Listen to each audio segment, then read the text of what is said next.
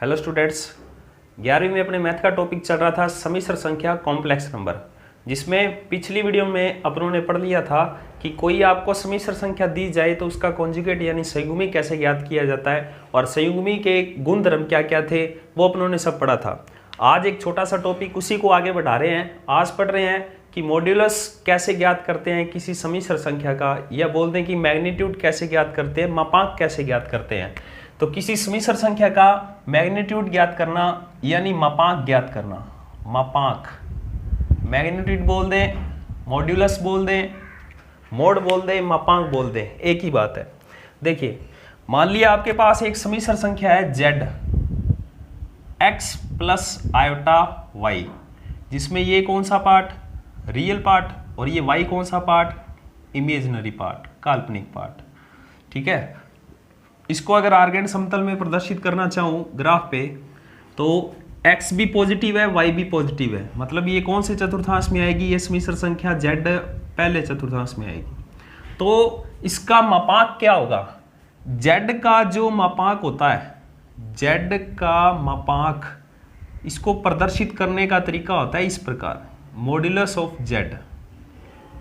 ठीक है, z का मापांक रियल में होता क्या है, ये जो बिंदु है आपके पास मूल बिंदु, इस मूल बिंदु की इस z से जो डिस्टेंस होएगी वही आपका क्या कहलाएगा, मापांक कहलाएगा।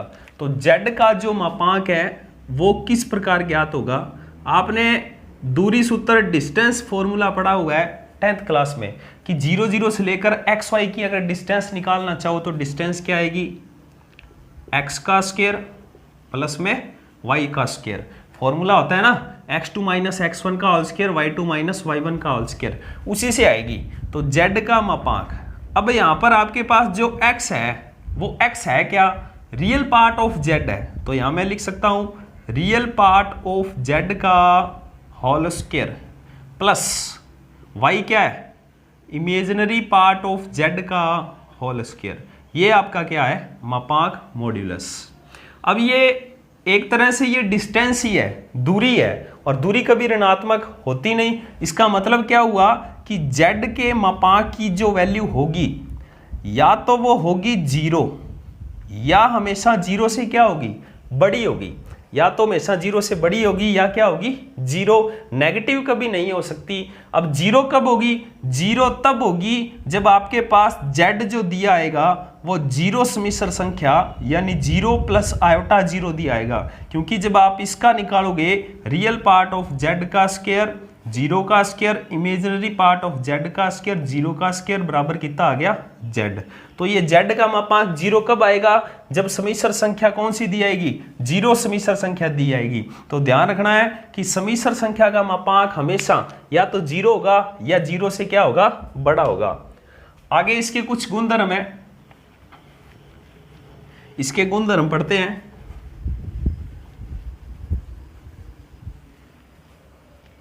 गुणधर्म से पहले एक दो एग्जांपल देख लेते हैं। जैसे z दिया आपको 2 प्लस 3 आयोटा, तो इसका मैं आपको बताऊं कि z का मापांक क्या ज्ञात होगा, अंडर रूट में रियल पार्ट का स्क्वायर, रियल पार्ट कितना है, 2 का स्क्वायर, प्लस इमेजिनरी पार्ट का स्क्वायर कितना है, 3, रूट में 2 का स्क्वायर 4, 3 का स्क्वायर 9, कितना आ गया, अंडर रूट 13। और देखते हैं 1 माइनस आयोटा, तो z का मापांक निकालें तो z का मापांक क्या आएगा, अंडर रूट में रियल पार्ट का स्क्वायर, रियल पार्ट कितना है 1, प्लस इमेजिनरी पार्ट कितना है -1 का स्क्वायर, 1 का स्क्वायर 1, -1 का स्क्वायर भी 1, कितना आ गया, अंडर रूट में 2। और देखते हैं, जैसे z आपको दिया है 3, ठीक है, तो z का मापांक क्या आएगा, z का मापांक 3 का स्क्वायर, इमेजिनरी पार्ट इसमें है नहीं, 0 है, तो 0 का स्क्वायर, 3 का स्क्वायर 9, और 9 का अंडर रूट कितना आ गया, 3। या एक पार्ट और देख लें, जैसे आपको दिया हुआ है 2 आयोटा, तो z का मापांक आपसे पूछे तो रियल पार्ट इसमें है नहीं, रियल पार्ट 0 का स्क्वायर, इमेजिनरी पार्ट 2 है, 2 का स्क्वायर, ये हो गया √4, √4 का मान कितना होता है 2 होता है, √4 का मान क्या आएगा 2 आएगा। तो ये कुछ आपकी एग्जाम्पल थे, मापांक याद करने थे। अब अपने इसके कुछ गुणधर्म पढ़ते हैं, कौन कौन से मापांक के गुणधर्म हैं और किस प्रकार इनका क्वेश्चनों में यूज होता है। तो सबसे पहला अपना गुणधर्म देखते हैं, मापांक के गुणधर्म। मापांक के गुणधर्म, सबसे पहला गुणधर्म अभी अभी आपको बता के गया हूं, क्या कि जो z का मापांक होता है वो या तो 0 होएगा या 0 से क्या होएगा बड़ा होएगा। 0 कब होगा, z का मापांक 0 कब होगा, यदि z बराबर क्या हो 0 प्लस आयोटा 0 हो। तीसरी बात, अगर दो समिश्र संख्याओं का आप भाग लगाकर फिर उसका मापांक निकालते हो, या पहले एक समिश्र संख्या का मापांक निकाल लो फिर दूसरी का मापांक निकाल कर भाग दे दो, तब भी दोनों आपस में क्या आते हैं बराबर आते हैं। पर शर्त यह है कि जो Z2 का मापांक है वो क्या नहीं होना चाहिए, 0 नहीं होना चाहिए, क्योंकि 0 हो गया तो ये इनफाइनाइट हो जाएगा। चौथी कंडीशन, पहले आप दो समिश्र संख्याओं का कर लो गुना फिर उसका मापांक निकाल लो, या पहले दोनों का मापांक निकाल कर फिर गुना कर दो, तब भी मान है वो आपस में क्या आता है बराबर आता है। उसके बाद z की पावर n, मतलब चाहे आप समिश्र संख्या n यहाँ पर 1 2 3 4, जैसे z की पावर 2 है तो z को z से गुना करना है, तो चाहे आप z को z से गुना कर कर फिर उसका मापांक निकाल लो, या उसका मापांक निकाल कर फिर पावर n कर दो, तो भी आंसर क्या आते हैं सेम आते हैं। तो इनमें से मैं ये एक बार सेकंड गुणधर्म जो है आपका, ये 4th नंबर गुणधर्म, ये प्रूफ करके बता रहा हूं। देखिए अपने एक एग्जांपल लेके चलते हैं, एग्जांपल से समझ लेते हैं कि अपने पास एक एग्जांपल है Z1 1 प्लस आयोटा और Z2 क्या है 2 माइनस 3 आयोटा। अगर मैं पहले इन दोनों का गुना करूं तो Z1 इंटू Z2 कितना हो जाएगा, 1 प्लस आयोटा का गुना 2 माइनस 3 आयोटा से करिए गुना, 2 माइनस 3 आयोटा प्लस का 2 आयोटा माइनस का 3 iota square, Z1 into Z2 बराबर 2 माइनस का कितना बचा आयोटा प्लस आयोटा स्क्वायर की वैल्यू -1 माइनस वो माइनस ये प्लस 3 हो गया, तो Z1 इंटू Z2 क्या हो गया 5 माइनस आयोटा। अगर आप इसका निकालते हो मापांक तो इसका मापांक क्या आएगा, रियल पार्ट का स्क्वायर प्लस इमेजिनरी पार्ट का स्क्वायर, 5 का स्क्वायर 25 माइनस 1 का स्क्वायर 1, कितना हो गया 26 हो गया। तो आपने पहले Z1 Z2 का गुणा करके उसका मापांक निकाला तो आ गया 26। अब सीधा ही पहले अलग अलग मापांक निकाल लेते हैं। Z1 का मापांक कितना आएगा, √1 का स्क्वायर प्लस 1 का स्क्वायर, √ कितना हो गया 2। Z2 का मापांक निकालते हैं, कितना आएगा 2 का स्क्वायर प्लस माइनस 3 का स्क्वायर, कितना हो जाएगा 2 का स्क्वायर 4, 3 का स्क्वायर 9, 9 और 4 कितना हो गया 13। अब इनको अगर गुणा करें तो Z1 इंटू Z2 √2 इंटू √13, √ का कितना हो गया 26। तो यहाँ से स्पष्ट दिख रहा है कि पहले मापांक निकाल कर फिर उसका गुणा कर दें या गुणा निकाल कर फिर उसका मापांक कर दें, तो भी दोनों का आंसर क्या आता है सेम आता है। तो ये आपके 5 गुणधर्म थे। 5वें के बाद आगे 6 नंबर गुणधर्म देखते हैं कि 6 नंबर गुणधर्म क्या है, कि यदि आप किसी समिश्र संख्या का मापांक निकालते हो और उस समिश्र संख्या के संयुग्मी का मापांक निकालते हो, तब भी दोनों मान आपस में क्या आते हैं बराबर आते हैं। एग्जाम्पल देखिए, एक एग्जाम्पल ले रहा हूं, जैसे z बराबर आया मेरे पास 2 प्लस 3 आयोटा, तो इसका संयुग्मी क्या होगा, पिछली वीडियो में आपको बताया था z का संयुग्मी रियल पार्ट सेम रहेगा, काल्पनिक पार्ट का साइन चेंज हो जाएगा। तो आप अगर z का मापांक निकालोगे तो z का मापांक कितना आएगा, √ में 2 का स्क्वायर प्लस 3 का स्क्वायर, 3 का स्क्वायर 9, 2 का स्क्वायर 4, 9 और 4 कितने हो गए 13। अब z संयुग्मी का मापांक निकालिए, z संयुग्मी का मापांक क्या आएगा 2 का स्क्वायर प्लस -3 का स्क्वायर, ये भी कितना हो गया √13। तो ये दोनों मान आपस में क्या आ रहे हैं बराबर आ रहे हैं। तो 6 नंबर गुणधर्म आपको ध्यान रखना है कि z का मापांक निकाल लें और z के संयुग्मी का मापांक निकाल लें तो भी दोनों मान आपस में क्या आते हैं, बराबर आते हैं। उसके बाद 7 नंबर गुणधर्म, z का जो मापांक होता है वो हमेशा रियल पार्ट z के बराबर होता है या क्या होता है, बड़ा होता है। या ये भी कह सकता हूं कि z का जो मापांक होता है वो हमेशा इमेजिनरी पार्ट ऑफ z के बराबर होता है या क्या होता है, बड़ा होता है। अब ये भी एक एग्जांपल लिया था, उस पर गौर करिए।